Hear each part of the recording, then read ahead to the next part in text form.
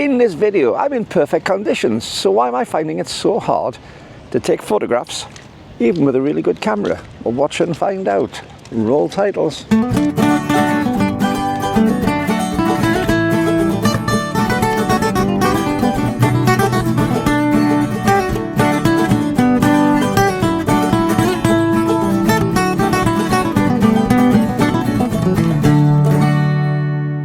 Well, hi YouTube, Brian James at Micro Four Thirds Guy with you once again, and I'm here in my beautiful little island paradise of Cyprus, and the conditions are fabulous for taking photographs, they really are. So why haven't I produced anything in the last 2 or 3 weeks since I've been here? Why have I got so many problems taking photographs? I'm out with my G9, my sunglasses are falling down. I'm out with my G9, I've got my 100-300, I've got my 14-140 sitting here, I've got a 7-14 in a bag. I've got a tripod, I'm using the Newa LT38, which I reviewed recently. If you have a look up there, I'm still using that across here in Cyprus, and very, very useful it is too. And I've got some great things to photograph. So why haven't I photographed anything really in the last 3 months? Well, unfortunately, it's very simple. I've moved to a new place to live. I'm on my own. My Mrs. Four Thirds is back in the UK for at least 9 months to a year until she permanently comes out here. She'll be visiting in that time. But it's been so busy. I've had no idea how difficult it is trying to get a new house set up. I've been in my old house since 1988, so I haven't had to set a new house up for years. And it's just been flat out. So I thought, well, I've been abandoning you, so I thought I'd give you an update and let you know what's been going on and let you know what I've been doing. Now, I did do a video when I first got out here about the wreck, the wreck just up past Coral Bay, and if you haven't seen that, there's a link to it above as well. But I haven't really taken the camera out much since, and it's nothing to do with the camera, it's nothing to do with the photography, it's just been so busy. But I'm out today. I'll just flick this round a second. I don't know if you can see out in the sea there, but there's boats and paragliders and things. So I've been out today, just photographed a few of those. I've got the 100-300 on, which has given me lots and lots of range for what I want to do. And it's beautiful conditions. There's not a cloud in the sky. It's a little bit too bright. It's that bright overhead weather, if you can imagine that. So you're getting very hard light, so it means that you're getting lots of shadows and things like that. And really coarse shadows. I'll see if I can maybe show you some of those in a moment. But yeah, it's a very, very hard light, and very difficult for me to see here. There's so much glare. But at the same time, I've been out enjoying taking some of these photos, because the sun does give some fantastic opportunities to see things you wouldn't normally. All the water sports, because the sea's pretty warm at the moment. The air temperature here is about 25 degrees, which is really nice. And it's very conducive to going out and taking photographs. And it's something I said I was wanting to come across here to do, to take more photographs, to have more fun with my photography. I'm not doing anything from a business point of view with the photography out here. I've thought about it, but I just want to enjoy taking photos. So as I said in a previous video, I brought my Lumix gear out, and as I've just said, I brought this Newa LT38 out a couple of weeks ago to do a review on it. And it wasn't the ideal travel tripod at the time, because it is a little bit bigger than what I class as a travel tripod. It did fit in the case. But I didn't take this home with me. I managed to get the keys for my house just before I flew home for 12 days, and the landlord very kindly let me go in a little bit early, a week or two early, and leave all the contents of my case. So my camera, which I'd brought across in March, my lenses, all those bits and pieces, all my shirts, all my clothing that I brought across here, and also the tripod, which means that I've got a tripod across here, and it's a good sturdy one. It's one of the bigger ones in the range, the LT38. If you remember, I've also did a review on the LT32, which is the travel tripod, and again there's a link up to that one up above. But yes, having a good sturdy carbon fibre tripod has really been beneficial, and I rather like this tripod. I've reviewed a couple of different tripod manufacturers on here, and I'm over the moon with both. I would say the Newa is a little bit down market compared to the KNF.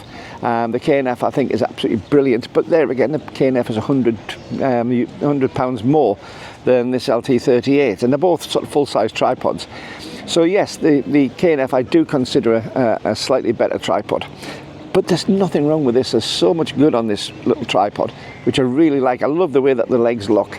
I love the fact that it doesn't just have round legs as well. They are sort of an elongated hexagon, six-sided. Is it 6? 2, 4, 6, 8 sided. It's an octagon. Yes, there we are. Couldn't even tell that. Very, very sturdy, really well manufactured. So as I say, I did a review on it. Have a look at the review. You'll find out what I thought about there. But now that I've used it properly, I'm more impressed with it. And I think it's £299 if I remember right. There's a link down below if you want to go and have a look at their site. There's an affiliated link. And if you do buy something, it does help the channel a little bit, so thank you. So what's been happening to me? Well, I bought a car. You can see it in the background, a little Nissan Note. Cars over here, second-hand cars, don't half hold their value. So twice the price second-hand as you would have got in the UK. It's 2014 plate, but they don't rust. It's a wonderful sort of atmosphere where things don't rust over here. What I have found though is we have problems with dust. There's an awful lot of dust in the air, and I think I've got a video on that very soon. But yeah, you get a lot of dust, and I do find one of the things I really need, and I've just put it back on again, is the lens hood. I haven't got one from a 14 to 114. I wish I had, because with the intensity of the sun and the way that it is such a hard light, I do find if you're not careful, you can certainly get a lot of glare. And the lens hood, where in the UK it's sort of a nice option to have, I do find out here it's something of an essential on taking the photographs. What I really do like, and I haven't brought the filter set out, and I'm really upset about it, is if you're using a polarizing filter, an ND filter combination out here, the sea is just so blue. There's another channel, Marika and me, all about Paphos, because I have a Path to Paphos channel too, and again I'll try and stick a link above to that, which is about my journaling my trip to Cyprus. I know some of you watch it, so thank you. But on Marika and me, Paul, the guy on there, describes it as the blue Mediterranean Sea, and he's not joking. It really is. There's some beautiful colours here. If you get the chance to come out, it's not just blue. There's greens. It's a very dark blue, so look out to sea. But in the little port here, in the little harbour, it goes into a real light blue with little dark blue patches in it. There's so many variations in tone that it's untrue, and that makes for real interesting shots for me. The unusual thing for this place, there is actually quite a lot of green, but when you've come from Cumbria in the northwest of England, like I do, where you get a lot of rain and everything is green, there's green everywhere, and it's a dark green. This gives a lovely change from that, because there's the sandy colour for the beaches. Not just the beaches, inland, all the sandstone rocks are very, very light sandy in tone. It really does give you a good variation in colours to use in your photography. But there's so much going on here. As I say, I've been photographing some of the parasailers and some of the speedboats. I'll stick some photos at the end. Keep watching till the end and you'll see some photographs. Just been sitting here on the side, haven't gone anywhere for a walk, just sitting here watching things happen and snapping away. But there's so much interest here. It is a holiday resort, yes, but when we get up into the villages and things, there's some really interesting sights, and I'm hoping to bring you some of those as time goes by on this channel, because I'm looking forward to going around some of the villages, some of the off-road places, some of the places where the tourists don't normally see. I think I did a video a week or two back about Aphrodite's Rock, which is the birthplace of Aphrodite in mythology, and there's a whole lot of places like that where you can photograph on the island. So my productivity will increase. I do apologise for the fact that I haven't been on the channel so much, but I hope you do understand it's nothing to do with the channel. It's purely to do with trying to find time to actually survive.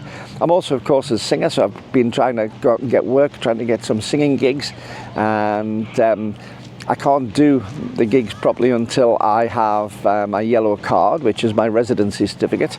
So although I'm a EU citizen, being an Irish passport holder, even then I still need to get the residency certificate before I can do anything. But I am going to be going self-employed over here, and that's going to make things an awful lot easier for things. So yeah, that's a bit of a catch-up. I'll do a quick scan around in a moment and take some photographs, and as I say, stick them at the end.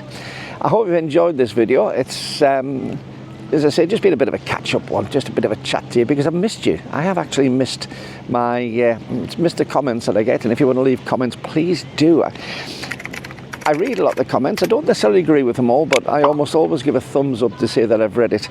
And one of the things I have noticed with not doing videos, I've missed your comments. I've missed just the interaction with the community on this channel. I'm at about 12,850 or something like that subscribers. and is it 12,280? I think it's somewhere, or is it 820? Something like that, I can't remember. But I do know that I've missed the interaction with a lot of you in your comments, so please do leave a comment below. If you're not a subscriber, I keep on saying this, but please consider becoming one. It's as simple as a tick in the box or pressing the button underneath, and give me a thumbs up as well if you would, because that really, really does help this channel get seen by more and more people. YouTube uses that as a reference to say how it's going to distribute these videos when they're uploaded, and by you either being a subscriber and having a higher subscriber count, or by you giving a thumbs up and a like, encourages YouTube to let more and more people see these videos in the early days and get more traction. So I really do appreciate everybody who's done that. And as usual, I do always say, if you would like to be a patron of the channel, then please hit the little link below. Hello. It's okay. I've just been said hello to by a dog. Lovely little white dog. Yeah, if you would like to try and support the channel, especially in these early days as I've come across, consider being a Patreon patron. I knew I'd get that right. I haven't changed coming over here. I'm still just as sloppy in the way that I say things. So Patreon patron, there's a link below. If you'd like to buy me a coffee, again, there's a link below. It's buymeacoffee.com/Brian James. And I really do appreciate everybody who helps the channel, because it's well, I'm not allowed to work out here. Every penny I can get from YouTube is really appreciated, and it does help me produce more videos. Anyway, enough waffle. I really do look forward to seeing you in the next video, and until then, keep on taking your camera out wherever you are in the world, and don't forget to have fun with it, because that's the important thing. Till the next time with the dog. See you then. Bye bye.